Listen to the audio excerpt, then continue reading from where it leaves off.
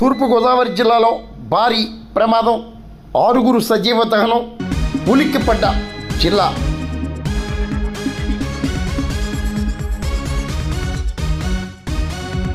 తూర్పుగోదావరి జిల్లా అనపర్తి నియోజకవర్గం కొమరపాలెం శివారు ఈ సావారం గ్రామంలో భారీ అగ్ని ప్రమాదం సంభవించింది.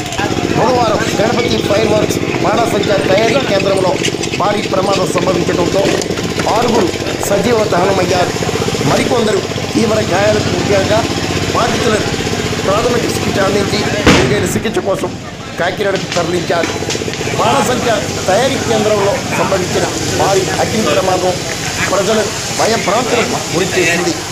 భద్రతా ప్రమాణాల వైఫల్యం వల్లే ప్రమాదం సంభవించిందన్న ఆరోపణలు వినిపిస్తున్నాయి. ప్రమాద విషయాన్ని తెలుసుకున్న అనపర్తి ఎమ్మెల్యే నల్లమిల్లి రామకృష్ణారెడ్డి, యూత్ నేత నల్లమిల్లి మనోజ్ రెడ్డి తదితర నేతలు హుటాహుటిన ఘటనా స్థలానికి చేరుకొని తగు చర్యలు చేపట్టారు. బాధితులను తక్షణమే ఆదుకోవాలని అధికారులను ఎమ్మెల్యే రామకృష్ణారెడ్డి ఆదేశించారు. అగ్నిమాపక శాఖ అధికారులు మంటల్ని అదుపు చేయడంతో మరికొంత ప్రమాదం తగ్గిందని స్థానికులు తెలిపారు. బాణసంచా తయారీ కేంద్రాల్లో తరచూ అగ్ని ప్రమాదాలు సంభవించడం జరుగుతోంది. బాణసంచా కేంద్రాలపై పూర్తిస్థాయి భద్రతా తనిఖీలు చేపట్టాలని ప్రజలు కోరుతున్నారు. సావారం గ్రామం స్వాత సముద్రంగా మారింది. పోలీసులు, అగ్నిమాపక శాఖ అధికారులు దర్యాప్తు చేపట్టారు.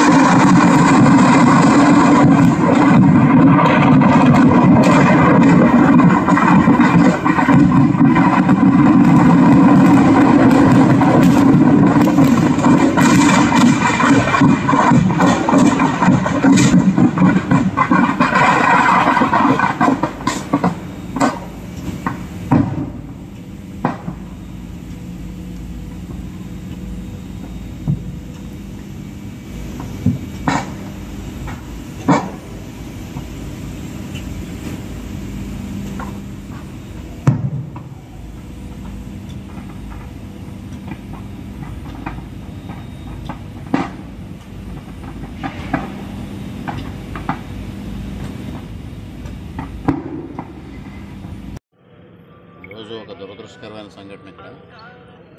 ముఖ్యంగా ఇది అనపర్తి నియోజకవర్గం కొమరపాలెం, మండపేట నియోజకవర్గం వీసావరం, రాయవరం 3 కలిసి ఉంటాయి. 3 సరిహద్దు విడదీస్తే తప్పించి ఇది ఏ గ్రామం అనేది తెలియని పరిస్థితి.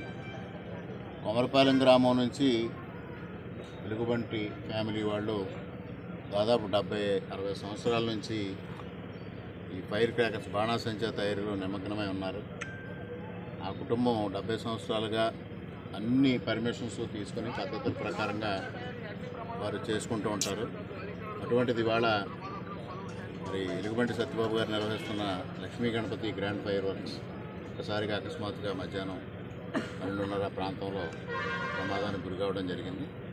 ప్రమాదంలో అక్కడికక్కడే సత్యబాబు గారితో పాటు మరొక 5 స్పాట్లో దుర్మరణం పాలవడం జరిగింది. మరొక 5 వరకు క్షతగాతుల్ని వివిధ ఆసుపత్రులకి తరలించడం జరిగింది. ముఖ్యంగా సంఘటన జరిగిన వెంటనే ఇక్కడ నాయకులు పడాల వెంకటరామారెడ్డి గారు కానీ, తెలుగుదేశం పార్టీ నాయకులు మనోజ్ రెడ్డి కానీ, అదేవిధంగా ఇక్కడ స్థానిక నాయకులు దూరంపూడి వెంకటరెడ్డి డివిఆర్ గారు కానీ, చుట్టుపక్కల కూటమి నాయకులు అందరూ వచ్చి సహాయక చర్యలు చేపట్టారు. అధికారులు కూడా వచ్చి చేపట్టారు. ఇప్పుడే ఈ విషయాన్ని ముఖ్యమంత్రి గారి కార్యాలయానికి, అదేవిధంగా 2 జిల్లా కలెక్టర్లకి తెలియజేయడం జరిగింది.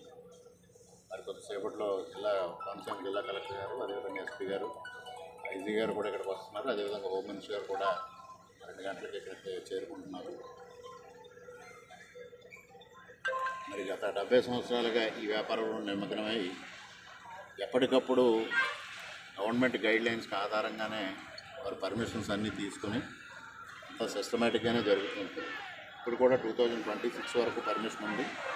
మన 29వ తేదీన కూడా రెవెన్యూ అధికారులు ఇన్స్పెక్షన్ చేసి అన్నీ సక్రమంగా ఉన్నట్టు గుర్తించారు. అయినప్పటికీ దురదృష్టకరమైన సంఘటన, ఇది చాలా అందరినీ కలిసివేసే సంఘటన. ప్రభుత్వం తరఫు నుంచి అన్ని విధాలుగా సహాయం అందజేయడం కోసం ఇప్పటికే ప్రయత్నాలు ప్రారంభించాం. మరి 2 గంటల్లో అనకాపల్లిలో హోమ్ మినిస్టర్ గారు కూడా బయలుదేరారు. వచ్చిన తర్వాత ముఖ్యమంత్రి గారితో చర్చించి తగిన విధంగా వారికి కాంపన్సేషన్ కూడా ఇవ్వడానికి ప్రభుత్వం తరఫు నుంచి అన్ని విధాల సహాయ సహకారాలు అందిస్తామని తెలియజేస్తాం.